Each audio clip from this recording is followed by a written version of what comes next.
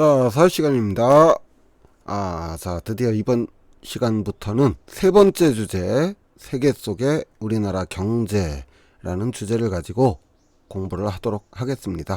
오늘 공부할 내용은 교과서 125쪽에서 127쪽, 나라와 나라 사이에 경제 교류를 하는 까닭에 대해서 알아보도록 하겠습니다.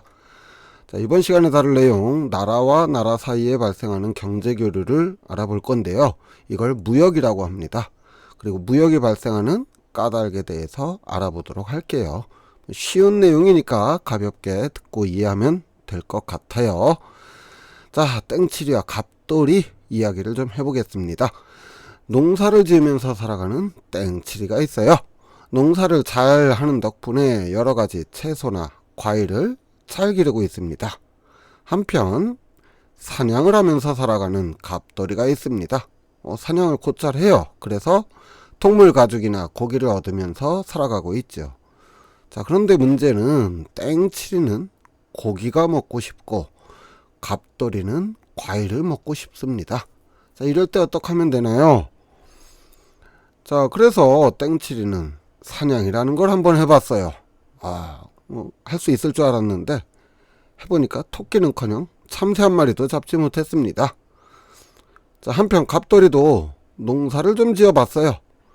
근데 자라라는 곡물은 안 자라고 잡초만 엄청 잘 자라는 거예요. 자, 그래서 어떻게 하느냐, 두 사람은 서로가 필요할 때마다 과일과 채소, 고기 등을 교환해서 문제를 해결하기로 했습니다. 자, 이것을 우리는 경제 단원에서 배울 때, 경제 도입 단원에서 배울 때 시장의 역할이다 라는 얘기를 했었죠. 자, 이렇게 교류를 하면 됩니다. 자, 그런데 개인과 개인이 아니라 나라 사이에도 이런 것들이 적용이 됩니다. 자, 땡땡나라 한번 볼까요? 땡땡나라는 덥고 습한 나라입니다. 1년 내내 비가 많이 내려요. 그래서 바나나, 파인애플 등의 열대과일이 잘 자라고, 또 철광석이라든지 목재, 원유 등의 자원, 노동력이 매우 풍부합니다. 그런데 기술이 부족해서 자동차나 배 이런 것들을 생산하지는 못한다고 하네요. 이번에는 XX나라, X나라를 한번 볼게요. X나라는 사계절의 구분이 뚜렷하고 기후가 온난한 기후입니다. 기술력이 뛰어나서 자동차나 배, 반도체 등을 잘 만들어내지만 원유, 목재, 천연고무 등의 자원이 절대적으로 부족하다고 하네요. 자, 이제 대충 감이 오죠? 어떻게 해야 되는지. 자, 교과서 126쪽을 한번 볼게요. 땡땡나라, X나라가 있고, 자, 물건을 주고받아야겠는데 무엇을 주고받으면 좋을까요? 이렇게 돼 있습니다. 거의 빈칸을 한번 채워보는 거예요. 어때요? 참 쉽죠? 자, 어떻게 채울까요? 자동차, 반도체, 선박 등을 땡땡나라에 X나라가 팔면 되겠죠. 반대로 땡땡나라에서는 X나라에서 부족한 열대과일이나 목재, 원유, 천연고무 등을 팔면 되겠습니다. 자, 이렇게 땡땡나라와 X나라처럼 나라마다 자연환경도 다르고요. 경우에 따라서는 자본이라든지 기술력 등의 차이가 있습니다. 그래서 더 잘 생산할 수 있는 물건이나 서비스가 차이가 날 수밖에 없겠죠. 이렇게 각 나라는 더 잘 만들 수 있는 물건을 생산하고 이를 상호 교류하면서 서로 경제적 이익을 얻게 됩니다. 이처럼 나라와 나라 사이에 물건과 서비스를 사고 파는 것을 우리는 무역이라고 말하죠. 자, 이때 무역을 할 때 다른 나라의 물건을 판매하는 것을 수출이라고 하고요. 다른 나라에서 물건을 사 들여오는 것을 수입이라고 합니다.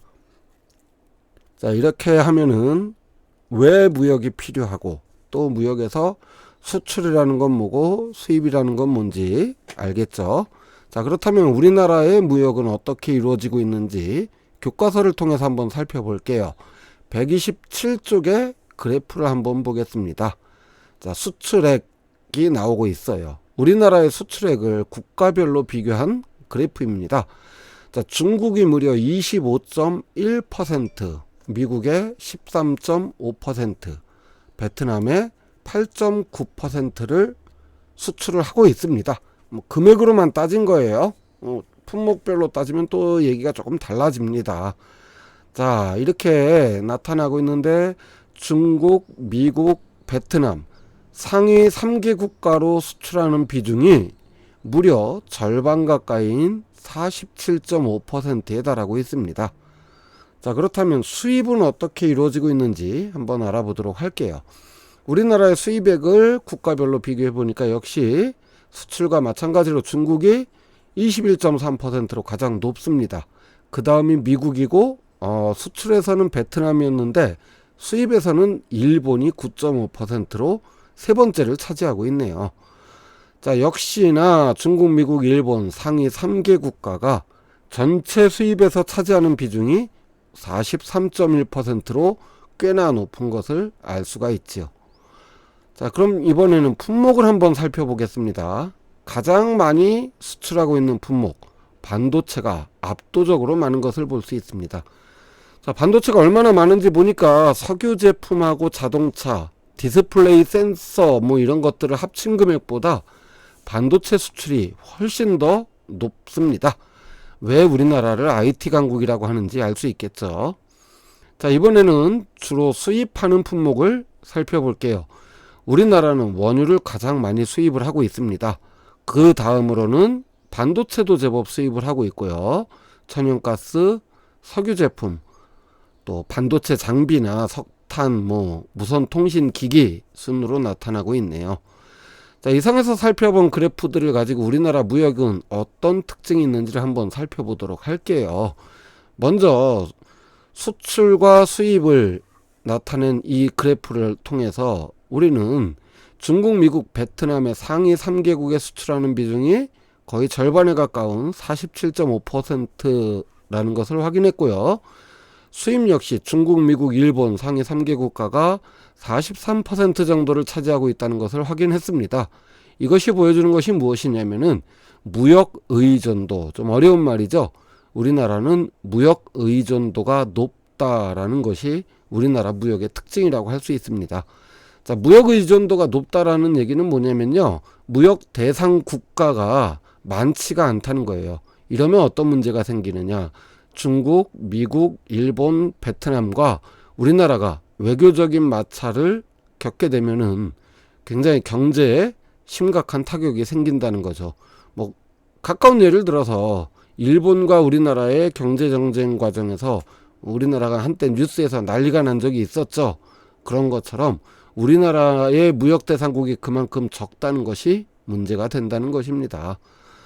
자, 이번에는 죄송합니다. 자막이 잘못 나왔네요. 농촌고령화가 아닌데, 자, 주요 수출품과 수입품의 품목을 비교해 본 겁니다. 주요 수출 품목은 반도체가 전체 절반 가까이를 차지하고, 주요 수입품의 경우 대부분 원자재인 것을 확인할 수 있습니다. 자, 이를 통해서 알 수 있는 우리나라 무역의 특징은 또 하나는 수출 품목이 제한적이며 원자재의 수입 비중이 매우 높다는 거예요. 지금 특히나 이 수입 비중을 보니까 원유, 반도체, 천연가스, 석유 제품, 석탄 전부 원자재에 해당이 되는 겁니다.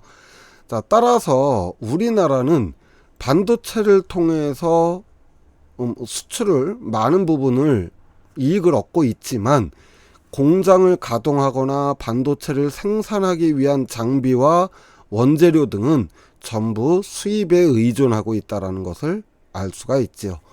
자, 그렇다면 오늘 배운 내용 나라 사이의 경제교류 핵심 정리 한번 해볼게요. 자, 무역이라고 하는 것은 나라와 나라 사이의 물건이나 서비스를 사고 파는 것을 말하고요.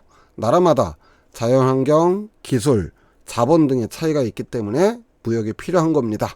자, 우리나라의 무역의 특징을 세 가지로 정리하자면 무역 대상국이 제한적이고 수출 품목이 제한적이며 원자재의 수입 비중이 높다라고 이야기할 수 있겠습니다.